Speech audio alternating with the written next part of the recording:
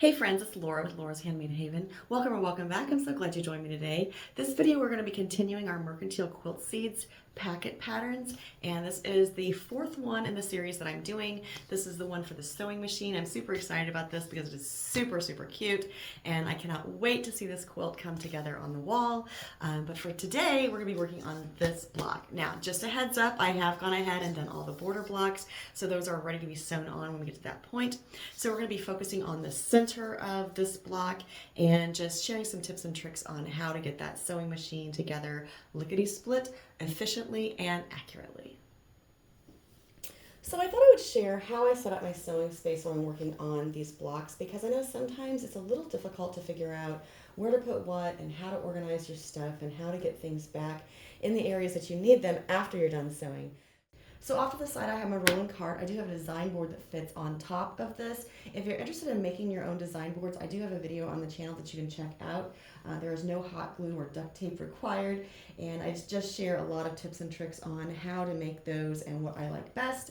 So you'll see my design boards are like in all shapes and sizes, and I use them for a lot of things when I'm sewing. So, like I said, off to the side is my rolling cart with the pattern, and then I have another design board by my sewing machine that has all of the pieces for this block, and they are labeled with the alphabetes. If you're interested in making your own alphabet tiles, I do have a video on that on the channel as well, using Shrinky Dink material, so check that out if you haven't. So the other thing you have to figure out is what to do with all of these little alphabet tiles and the clips and all of that while you're sewing, so you don't have to like slow down quite as much. So I just have a nice little vintage cup sitting back here, and I throw my little alphabet tiles into that, and then I have my zippered pouch that has all of my binding clips in there, so when I get done with a binding clip, I just throw it in there. Now off to the side, you're also going to see I have my project box, and that has the second board for this block in it, and all of those pieces are labeled as well. That's just going to sit off to the side and just hang out until I need it, because as we discussed in the first or second video for this series, the patterns are well written and all of the pieces that you use are in alphabetical order. That's why I like to go ahead and put all of those pieces on a design board in alphabetical order, because it's quick and easy to grab them and just use them for the next step in the pattern. In addition to that, people ask me all the time what machine I'm using. I am using a Juki DX7. I love this machine. It came with this nice extension table, and it comes in handy so much when I'm doing blocks and quilts, and especially borders and things like that. So I love this extension table. I love the machine. I've had it for 3 or 4 years at this point, and I haven't had any issues with it except that just regular maintenance, which is easy peasy. And I have a couple quilt shops here in town that can do that maintenance for me. A couple other things about the machine that people ask. Yes, I do have the attachment that goes on the back of the Juki, so I can use a cone for thread instead of just the spools. That comes in very handy, and I love it so much. It has the telescoping rod that goes up just to thread your thread and go into the machine. So that's kind of like where I'm at. That's my setup for this block, and we're just going to get started. I'm going to start looking at the pattern and start sewing away. And I think probably what I'm going to do with this one is just anything that I feel that I should explain while I'm going along. I will just kind of talk through that as we go. I have not sewn this block before, so definitely as I go through sewing this block, I will just share the tips and tricks that I have come up with and thought of as we go along, and we will get this sewing machine block together pretty quickly and efficiently. Alright, so as far as my machine, I do have it set on a straight stitch. I am using a 1/4 inch piecing foot, and I have the stitch length cranked down to 2.0. The default on the Juki DX7 is 2.4, but I like it 2.0, especially when I'm working with smaller pieces, which this block definitely has some of those. So again, since this is a pattern, a paid pattern, I am not going to be sharing any measurements or quantities of pieces, but I will share tips and tricks on the piecing of the block itself. So the first thing we're going to do is grab the first 2 pieces off the design board and do a couple easy stitch and flip corners.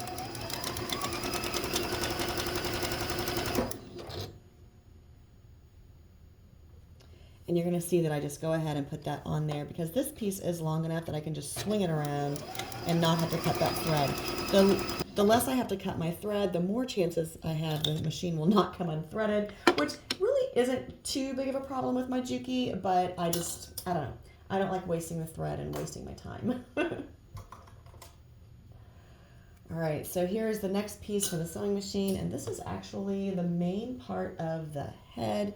And again, we just have 2 easy stitch and flip corners to do on this.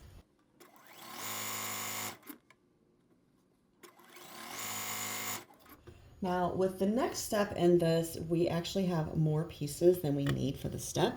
So for those pieces, I just keep the letter and binding clip attached to the rest of the stack, and then only take off what I need. So that's, you know, one way to keep track of your pieces. Don't discard that letter and clip until you are done with that piece. You're going to notice that I did not do a perfect 1/4 inch seam on that, but it's going to be close enough.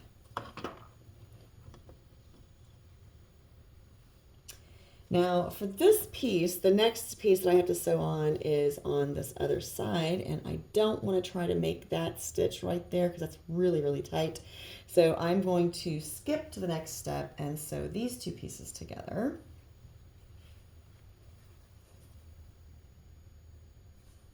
And then we'll come back to finish that unit.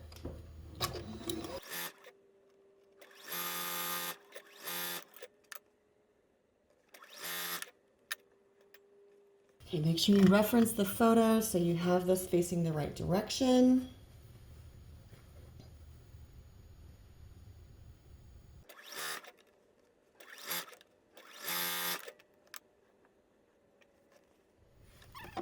Now I am going to bend this around and get it started, but as soon as I get it started, I'm going to clip this thread so that piece is going to go out flat for me.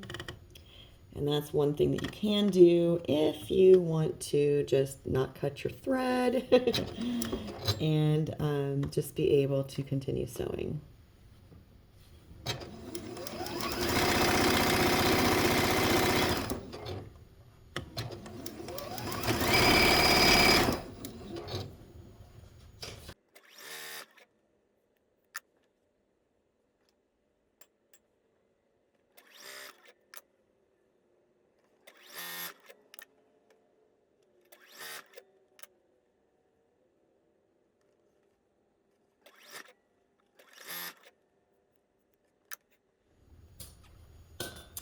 All right, so this next piece is a little different because we're just doing the easy stitch and flip corners, but it is a great big one that's going to end up in just a very thin line of this brown.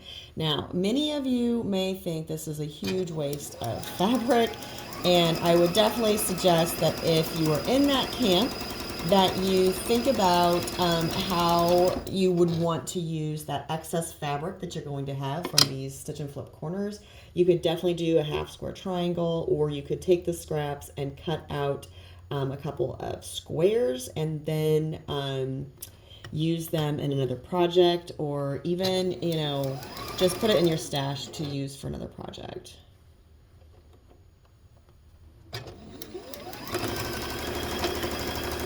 It is quite a bit of waste if you just throw that away.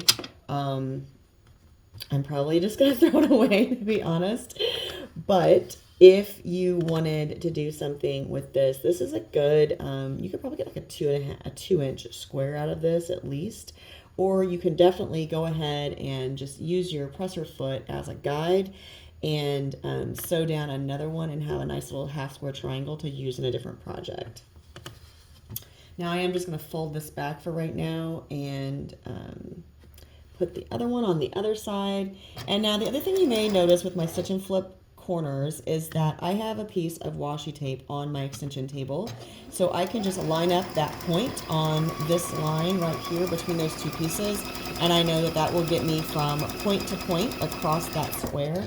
And I don't have to mark or press or do anything for that. Now, depending on the size of the square, sometimes, you know, you will still have to either mark it or press it in half. And I do have to say that I prefer pressing things in half rather than marking it with a pencil. I just feel like it's faster, and that's just kind of my style.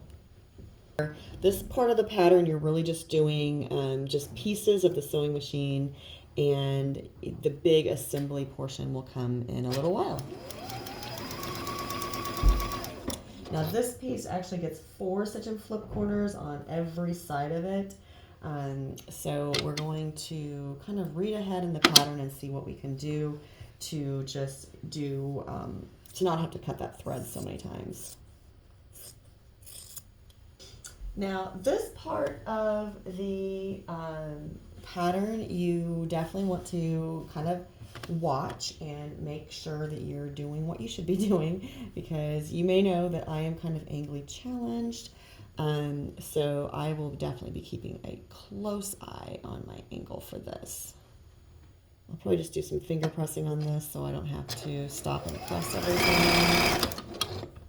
But just going back and forth between these 2 pieces, because I know both of them have the 4 stitch and flip corners to add.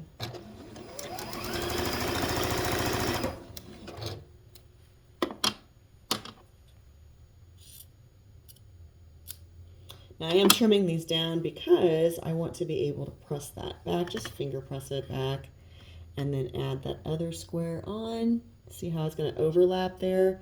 So that's why it's important to go ahead and at least finger press it back if you're not going to take it to the ironing board and press it. Now this one, they are definitely not overlapping, so we'll just put those on and sew across. And I know sometimes I probably line that up with the washi tape a lot faster than you can actually see it, but believe me, that's what I'm doing so I don't have to mark everything. Is that I'm just kind of sliding this up to the needle and kind of eyeballing it and going, okay, that's straight. Love, love, love that washi tape on my machine. And then you can definitely buy the seam guide tape too, and it would do the same thing.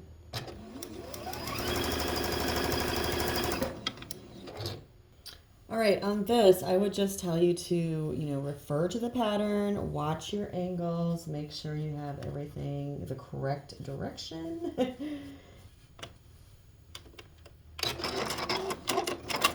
This is the first time I've had to cut my thread for this block.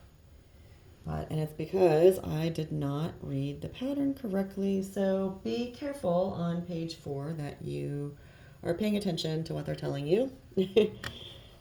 It's fine. I didn't do anything. I didn't actually sew anything together wrong. It's just I sewed it in an order that doesn't allow me just to keep going. All right, so you definitely want to check this and make sure that this angle is right. This is the one place where I'm just like, I get scared because I often get angles incorrect, but this is correct. Yay. All right.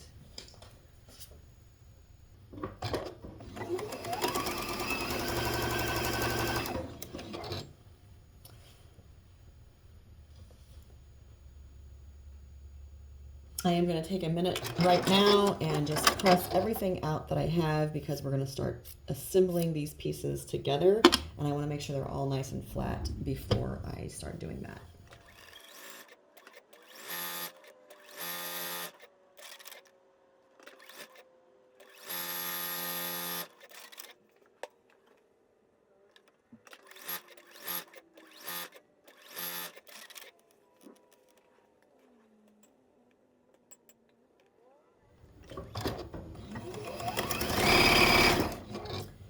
So on this piece, this is X and Y. Just follow the pattern to make sure you're watching your angles, what corner you're supposed to be putting those on. Otherwise, you may have an oops on your hand. So that's my, just my little reminder. And that's really more for me than anyone else, because, tell you what, sometimes I just do not do well when it comes to angles. Do not cut those corners off unless you're sure. Ask me why I've decided that. All right, so here's this piece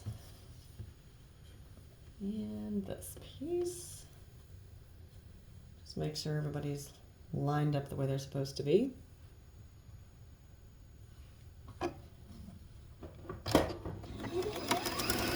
To reduce some bulk in that corner, I like to take the easy corner, the stitch and flip corner, and press that seam up towards the bigger piece of fabric. Not only is it the bigger piece of fabric, you know, the darker piece, but it's also, it's just going to reduce some of that bulk in the corner.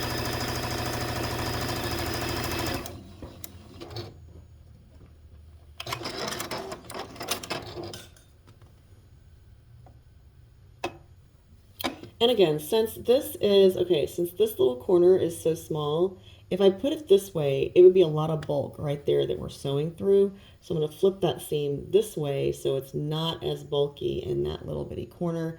That's just going to give me a better, flatter look on my block. Now, obviously, if you like to press all of your seams open, that would be another option in that area too. I usually just press to one side.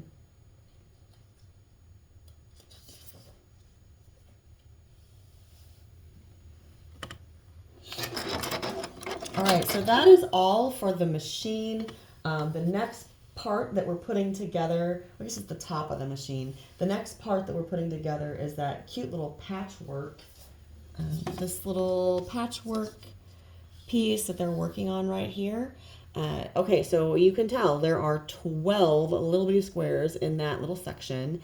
And so what we're going to do is we're going to kind of divide and conquer and think about how we want to sew those together. And I will be quite honest with you and tell you that the pattern, it is in alphabetical order by row. So what I'm going to do is just kind of break it down in my head and make sure that I'm just going to be building those 3 rows out, starting with the first 2 squares, keeping the second square on top for each of those 3 rows. And we'll do kind of a webbing method for this little 12 patch or 15 patch, I guess is what it is. It's 3 by 5. So yeah, 15 patch block. And that will make more sense as I'm sewing it. So let's get stitching. All right, so what I'm going to do to begin with is I'm going to lay all these pieces on my extension table in the way that they're supposed to go into the block. I am going to go ahead and remove all the binding clips and, yeah, the tiles as well.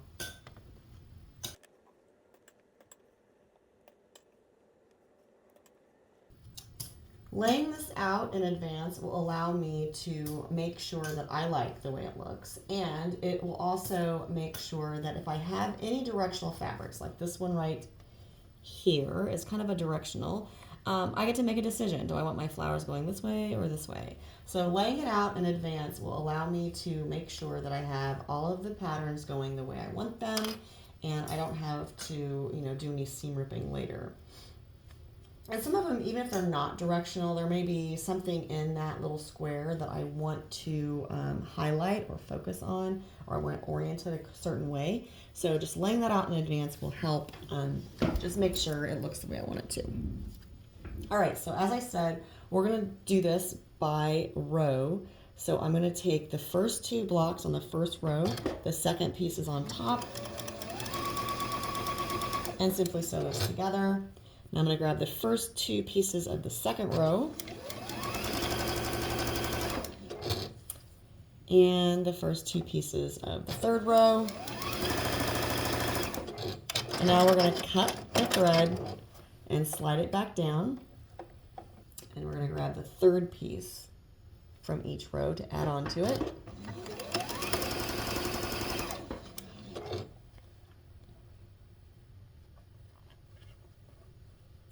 And these will still be kind of chain pieced, or they'll be webbed together. Depending on who you watch is the term that they use. It's kind of the same thing. I don't know, chain piecing you don't typically, chain piecing is just, you know, 2 pieces and 2 pieces and 2 pieces, and you keep going to get something done. Webbing is when you leave all those little chains together to build your block out, and you just sew in a manner that when everything is sewn together, you can just sew the rows. So once we get all of the, well, I guess, yeah, once we get all of these built, then we can just sew the rows together. And this is the 4th block in each of these rows.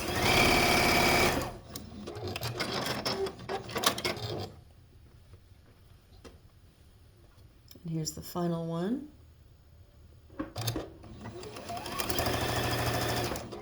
Now you could have also, done little 4 patches or something and then sewn your 4 patches together. That would be another way to accomplish this. But since it's a 3x5, I just felt like this would be the most efficient way.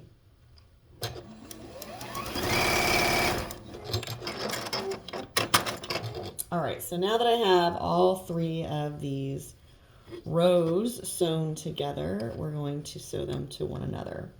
Now, this is what I'm gonna do. I'm just going to make sure all of my seams go the same way for this entire row.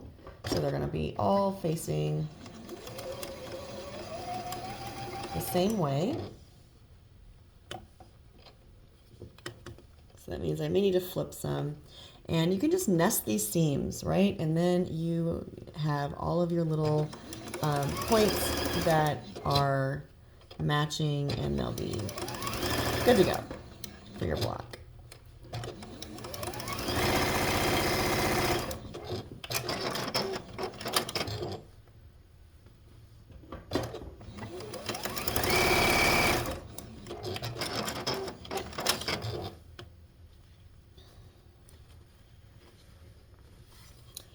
Now, since I sewed this together and all those seams are going that way, I want to put this row that is not sewn on yet on the bottom, and that way I can make sure that I get those seams all pressed the same way. I have a frame of reference because I can look and see, oh, this seam is sewn that way, and that way I can just make sure all of these are flipped the correct way.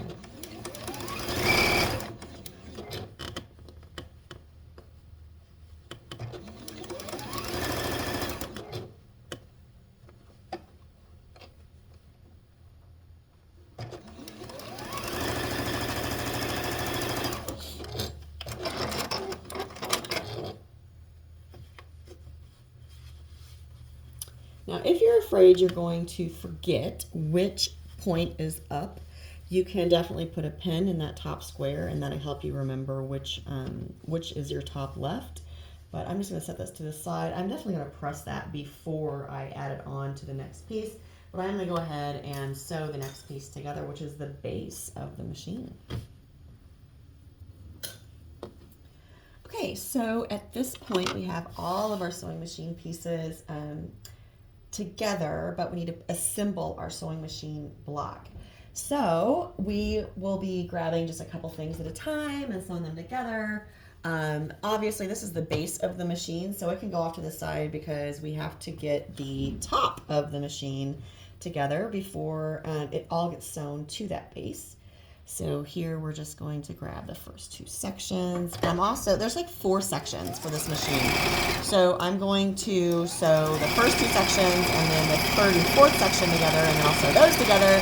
And then that will all go onto the base, and we'll start doing our sashing and borders, and we will be done with the block.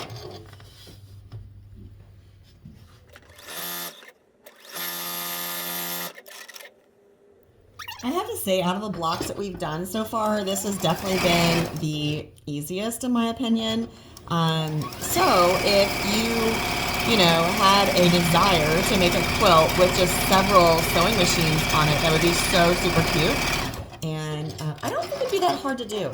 You could customize the color of the machines. I almost changed the color of this machine to match my featherweight, and then just decided, nah, I'll just use what was provided in the kit because my husband bought those kits for me, and I really just, I want to use them. He wouldn't have cared. But like I said, I almost changed it to match the color of my sewing machine, but decided at the last minute, nah, we'll just go ahead and go with the green.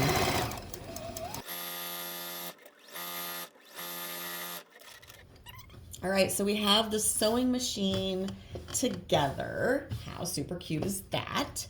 And now we're just going to start adding on the sashing before we add on the borders. Now, when it comes to adding the sashing and the borders onto this block, just follow pattern. Again, it's very well written and it will not lead you astray. Just kind of, the only thing that I would say is just read the instructions so you know that, top and bottom goes on first and then the sides I don't expect you to remember that from this video, so if you buy the pattern or you're sewing along with me with your own pattern, you will know just to kind of, you know, watch that a little bit and know which ones go on first, because obviously if you start sewing the sides on, they're going to be too long and you're going to be like...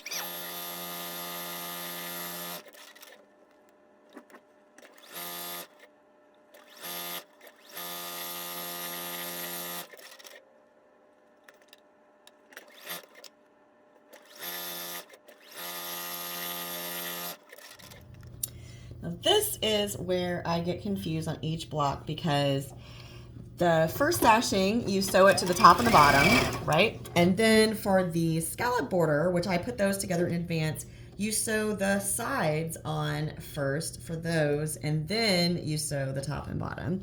So that's just the one thing that does confuse me a little bit, just because, you know, I would think that if I'm doing top and bottom, then I'm just doing top and bottom both times, but that is not the case with these blocks. You do top and bottom sides, and then sides, top and bottom.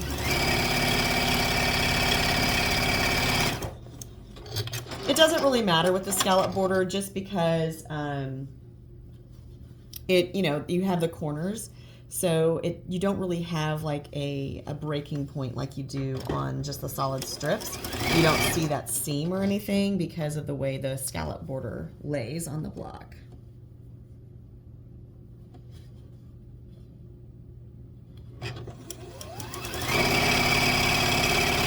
Yes, you're going to notice I'm not pinning. I just don't pin on these. I get it started on the one end, and then I pinch it with my fingers on the opposite end and just sew it across, keeping it kind of taut the whole time that I'm sewing. And I went over this in, I think, video 3, which was the needle and thread, on just the outer border. I focused a lot on it, so if you want outer border tips, make sure you go and watch that video, because I share lots of tips about this scalloped border. So here we go. Here's our 4th block in the series for the Mercantile Quilt Seed patterns. I have 2 more to go. The next video we're going to be talking about some more assembly and just some more tips and tricks, obviously, and then eventually we're going to get to the point where we're going to assemble all of these together. Now, honestly, at this point, I could go ahead and assemble the first 2 rows and even the first 4 blocks and have them into one piece, but I like to be able to move my doors easily and not have anything fall down, so we're just going to leave them as is for right now, and I'll sew them all together after we get the 6 blocks done. I hope you picked up some tips and tricks with this block. This was definitely, in my opinion, the least amount of work so far, and the easiest block to complete. The only things that I would point out, just make sure you're keeping track of your angles, especially on this little thread block up here, just because of the way it's put together, and this stripe right here. Now, would it matter if the stripe goes the other way? Probably not, and you could definitely customize that and do something different in this space if you wanted to. In fact, this space, let me measure it real quick.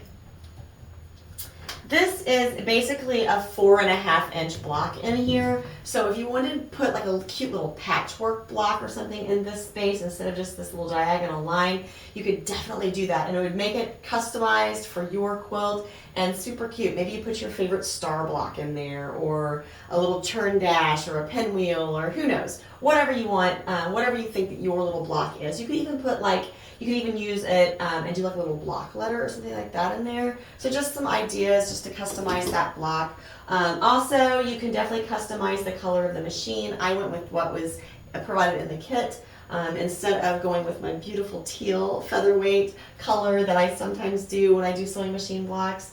And you could definitely customize this little patchwork down here too. You could have that be one piece or maybe 3 strips or something. You could just do that completely different. So just kind of when you look at these blocks, just think about, okay, so this is the measurement in this block, or this piece of the block.